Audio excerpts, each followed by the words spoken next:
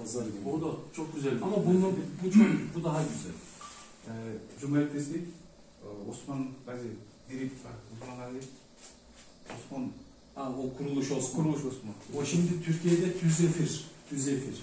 O şimdi Türkiye'de canlıyı gösteriliyor. Şimdi 46. bölümü geldi galiba. 45 bitti, evet, 46. O çarşamba günü ATV gösteriyor onu.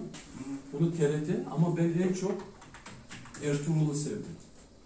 Ben de çok sevdim hocam. Bu hepsi bu halk Gerçek o mu? Bunlar bizim tarihte yaşadığımız olaylar. Evet. Bu da Osman'da, ama en süperi Ertuğrul. Evet. Ertuğrul Osman'ın babası. Osmanlı İmparatorluğu'nu kuran Osman'ın babasıdır. Çok güzel yani. Çok sevindim ya, Kırgız kanallarında gösterilmesi, çok mutlu oldum, bahtlı oldum, sevindim değil mi?